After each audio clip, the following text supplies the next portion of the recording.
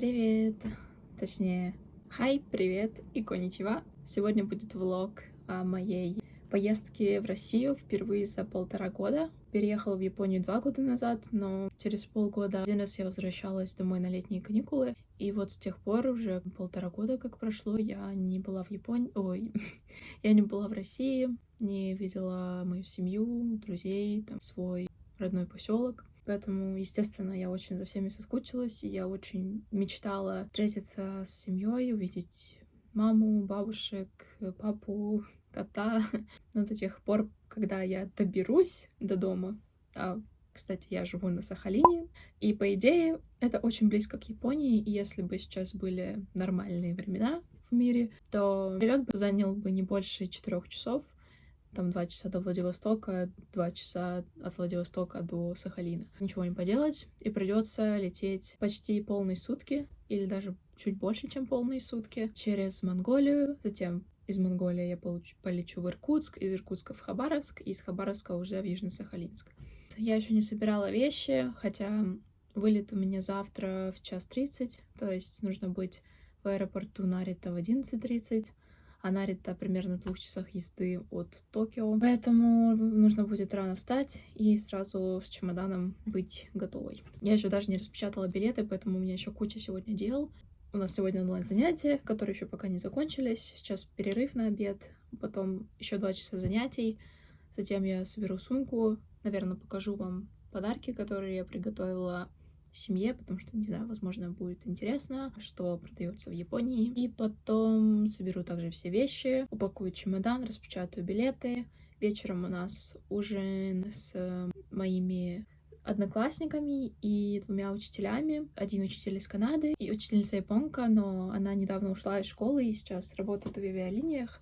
Но вот она на какое-то время сейчас находится в Токио, так что мы все вместе пойдем поужинаем. И, скорее всего, я пойду в ресторан уже в руках с чемоданом, и оттуда я поеду к своему парню, там переночую, и завтра утром оттуда уже поеду в аэропорт. В общем, посмотрим. Надеюсь, что все пройдет хорошо. Нигде не застрянет мой багаж, нигде не отменят рейсы, потому что, если честно, я очень за это волнуюсь.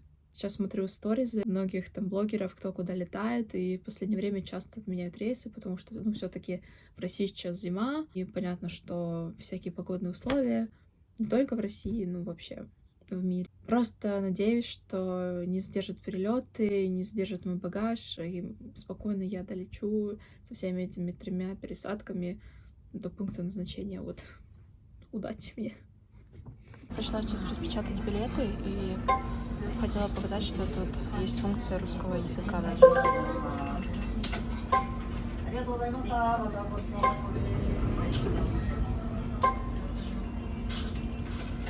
Короче, очень удобно.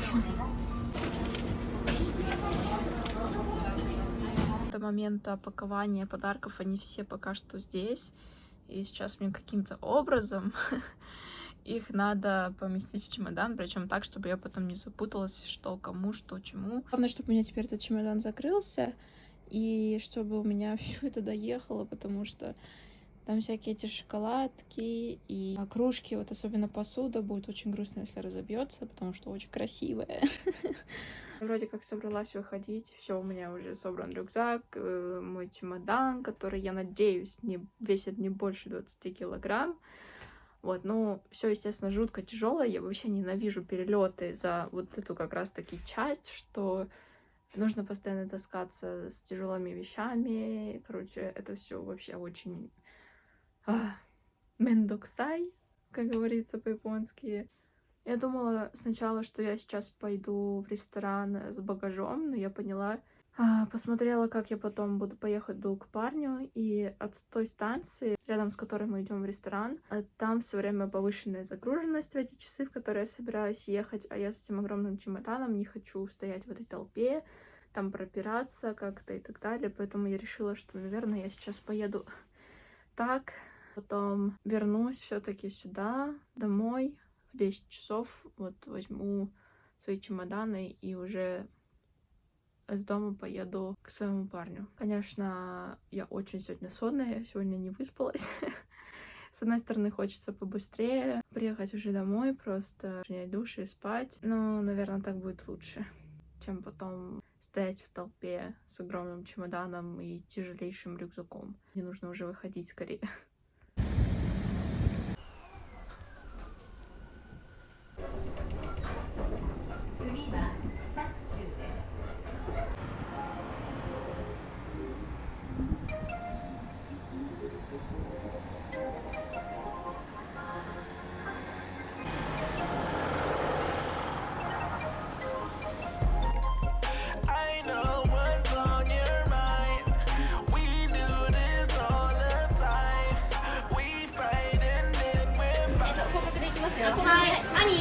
아니.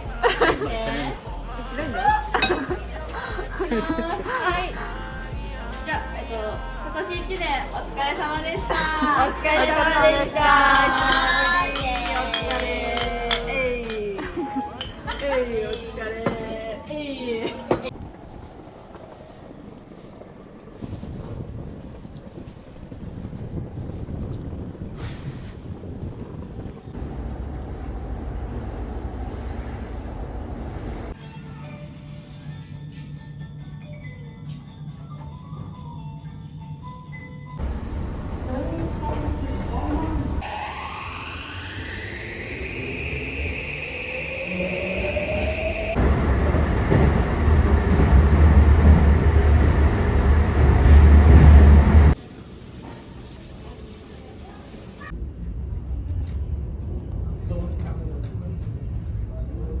Надеюсь, меня нормально будет слышно.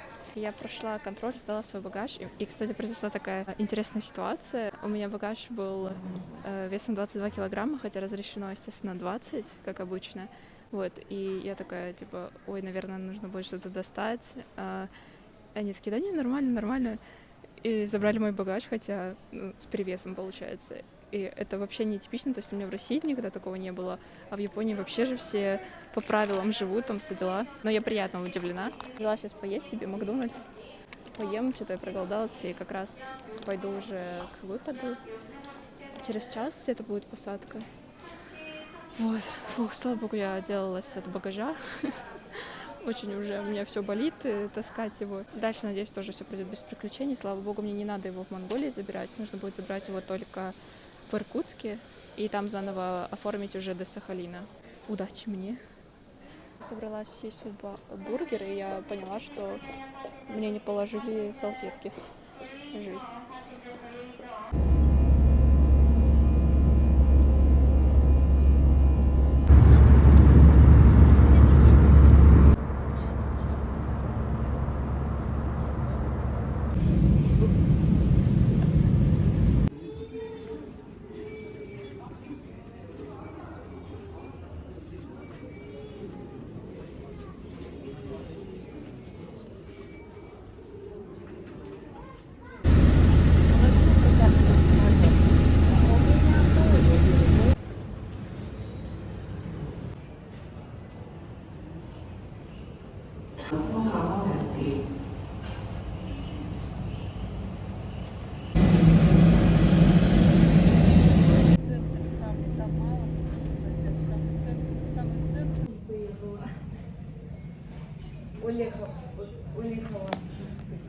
On Khabarovsk to Vladivostok are requested to proceed to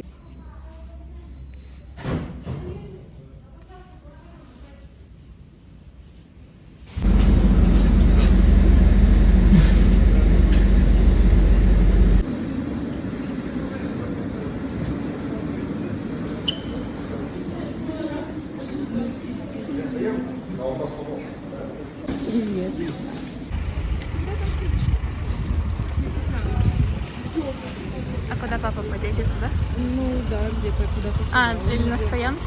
Да, вот и да, сейчас мы увидим. Он уже сюда. Вон он. Увидела его машину? Да. Вот это тоже хочу.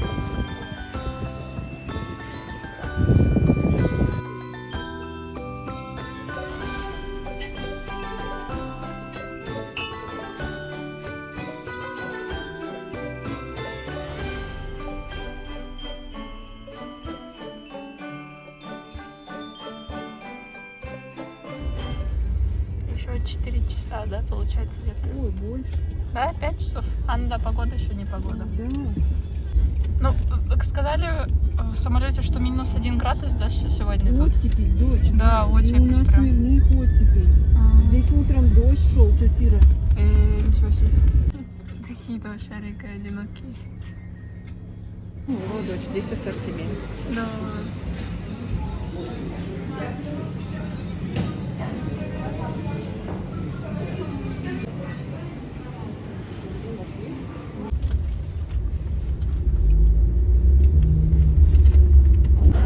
Офигеть. Вот это волны.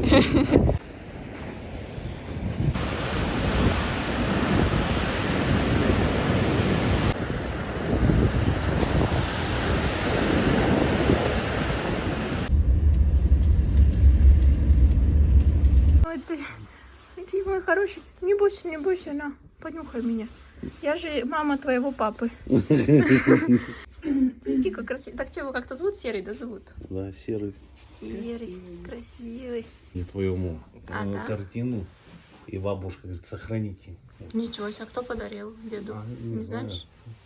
Там где-то надпись сзади есть, по-моему. Это Сахалин, пейзаж Да, Сахалина, да, да. где-то? Ну, Красиво. Ты же помнишь меня?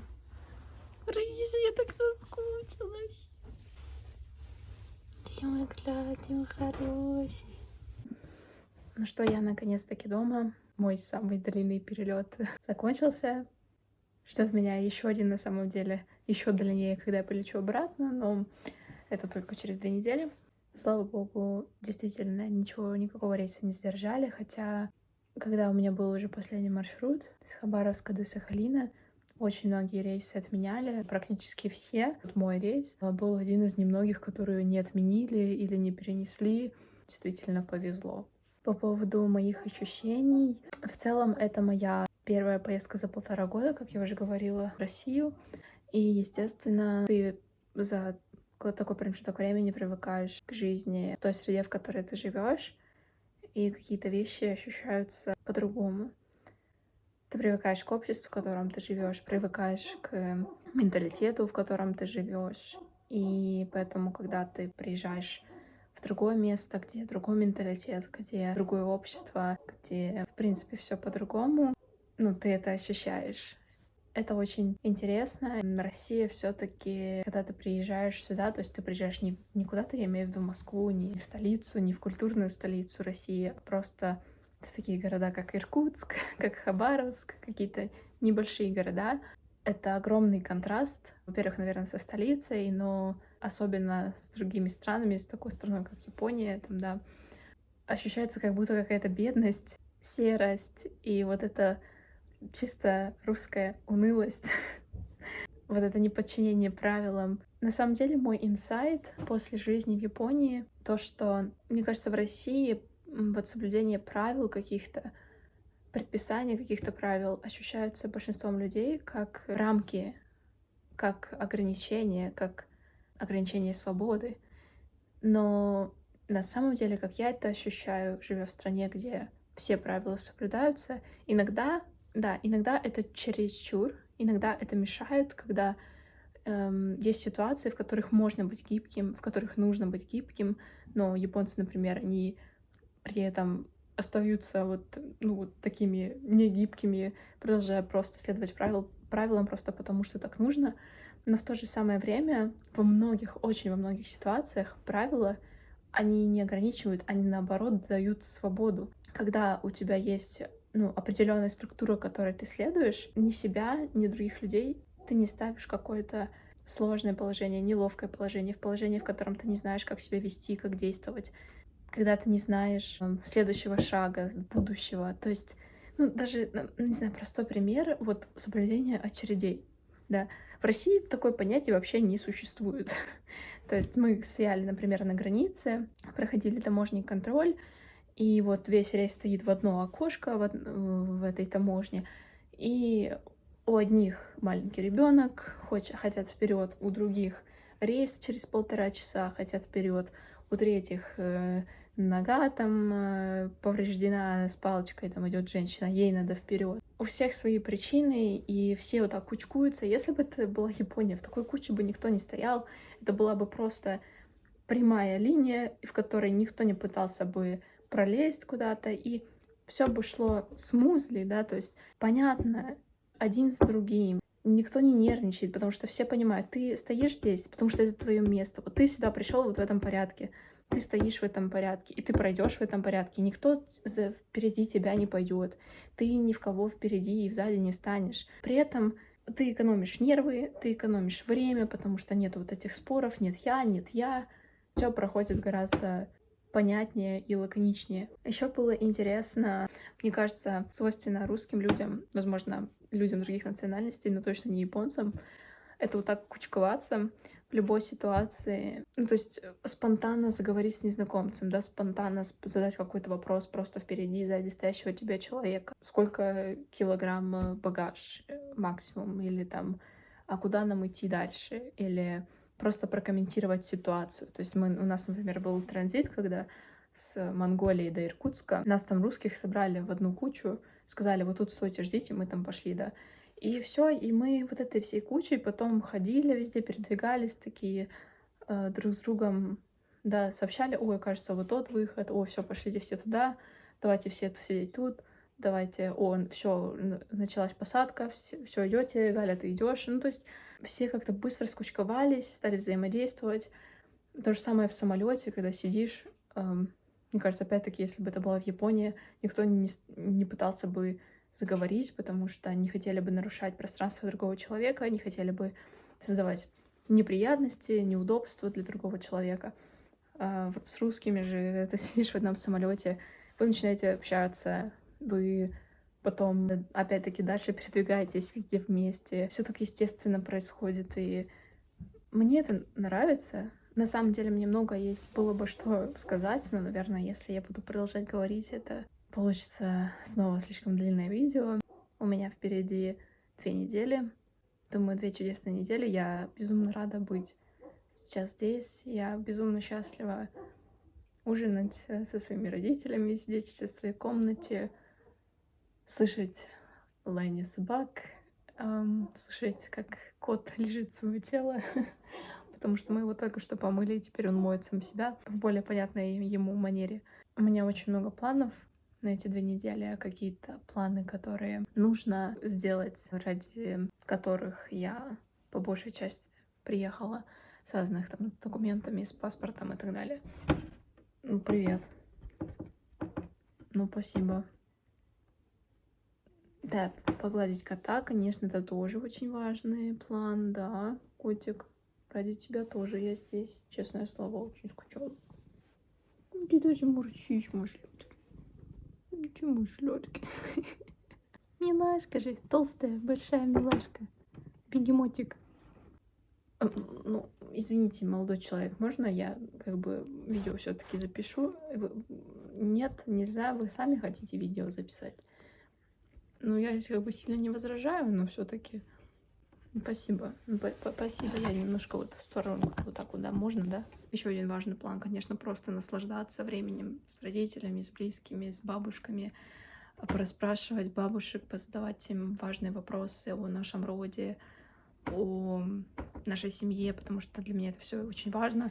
С одной из бабушек у меня была возможность созвониться и сделать уже такой довольно-таки большой конспект. С другой бабушкой еще не было возможности созвониться, поэтому хочу с ней встретиться лично, тоже задать ей вопросы и посмотреть фотографии. Для меня очень важно стараться создать вот эти связи со своим родом, сохранить эти связи для себя и также передать их последующим поколениям. Также есть другие дела, связанные с домашкой, которые никто не отменял, которые нужно сделать за каникулы. Ну и, конечно же, вот этот канал. У меня в планах еще несколько видео, которые я хочу снять, пока я здесь. Творчество тоже. У меня тут, пожалуйста, пианинка. Пожалуйста, барабанчики. Так что мне явно есть чем заняться. Я еще книжку купила, которая у меня сейчас не здесь, а внизу. Потом я ее покажу. Такие вот планы. В предвкушении этих каникул ужасно счастлива провести Новый год со своей семьей. Поздравляю всех с наступающим Новым годом. Желаю вам побольше таких моментов с близкими, с людьми, которых вы любите. Да, котик? Надеюсь, что скоро увидимся. Бай-бай.